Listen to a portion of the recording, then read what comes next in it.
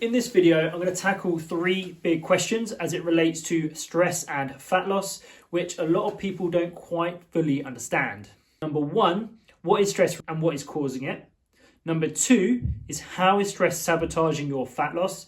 And number three, most importantly, what can you do about it? It's common to think of stress that's something really obvious like work stress or something like that. But the kind of stress that I'm talking about is less obvious and it's more subtle. Now, there are two categories. One, you've got acute stress, which is short-term stress. And then you've got long-term, which is chronic stress. Now, stress is actually good. Stress is what allows us to perform. It means that we can get out of bed in the morning, perform under pressure. It's what we use when we go to the gym and have a workout. And it is also what gets us out of danger. So if there's a car coming towards you and you have to react quickly and get out of the way, that's also your stress response. So of course, that's a really healthy response. However, when it becomes the ongoing, lingering, low-level chronic stress, cortisol, adrenaline, heart rate, blood pressure, when all these things are slightly elevated over a longer period of time, that's when we start to see problems. Chronic stress is a type of stress that can impact your fat loss journey. Now, it's not that obvious and it can be quite subtle. And you may notice symptoms like an inability to focus, or low mood, low energy, or low motivation. So here are two pathways in which you can create and cause chronic stress, psychologically and physically. Now, psychologically, that is our thoughts and perceptions. So if we've got unrealistic expectations of ourselves and we've got that perfectionist mindset, that can apply a lot of self-pressure.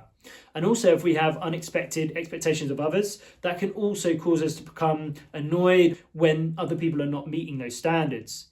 Also, it could be things like work pressure, as in not having enough boundaries around work, not saying no, or working late into the evening. It could be things like consuming too much media. Now, we are the gatekeeper to our brains, so we need to manage what we're consuming. So if we're consuming too much fear, that can put us in a state of chronic stress. Also, social media and limiting things like notifications so we're not constantly being told to be on. So our physiology is not being reminded by pings and red flashing notifications coming up on our phone.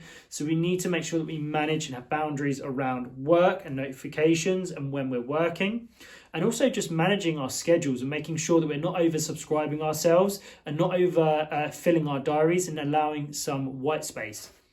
Number two is physically. Now, physically, that could be training too hard, too often.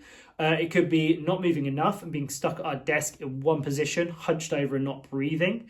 It could be alcohol. It could be junk food. So you now might be thinking, cool, I get it. You've got acute stress, and chronic stress can be brought on by your thoughts and perception and also through physical means. And one that I didn't mention also was a lack of sleep. Now, but how does this all impact your ability to lose body fat? Now, when it comes to stress and fat loss, it has two impacts. One on your body, so your physiology, and then number two on our behaviors.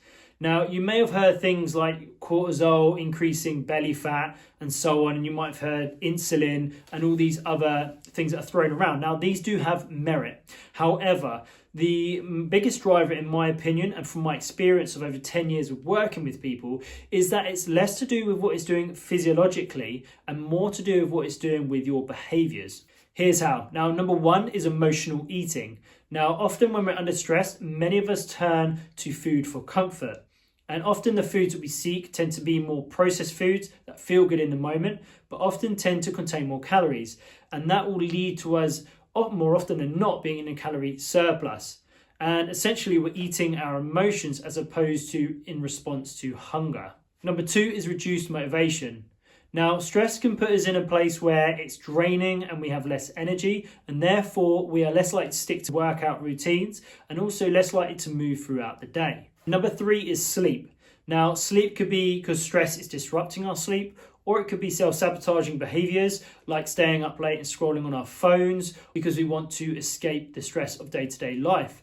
And that can often cause us to be tired, craving sugary foods, caffeine, and that will lead to lower mood and motivation, and therefore again we are less likely to stick to healthier behaviors. Now, here are 8 practical strategies that you can use in order to get greater fat loss results and make this journey more enjoyable and easier to stick to. Number one is manage your expectations. So that is of yourself and of others. Let go of perfectionism, and also start to embrace just small, consistent changes on a day-to-day basis. Number two is be the gatekeeper of your mind.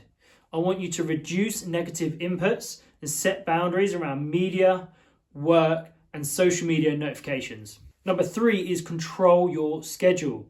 You are in charge, so if it's not a hell yeah, it's a hell no. Use that simple rule to protect your time. Number four is fully disconnect from work. Make sure you're setting boundaries from when you are working and when you're not working. So there's no late night checking your emails. Make sure that you're able to fully unwind and recover.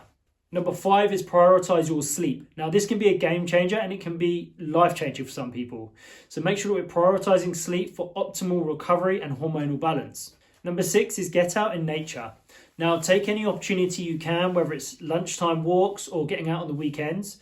But nature has a really healing effect and helps to downregulate and calm the nervous system, which means that it can get you into a state of rest and digest and out of fight and flight. Number seven is connect with loved ones. Now, social support can help you to manage stress and it makes problems seem more manageable. Finally, number eight is add in play. So start a hobby that either gets you moving or gives you a mental reset.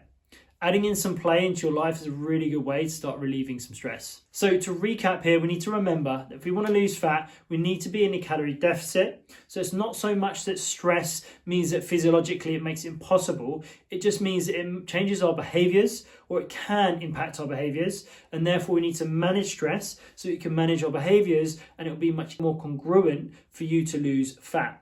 If you found this useful, don't forget to give it a like and a subscribe. And also, if you've got any questions, just drop them in the comments below.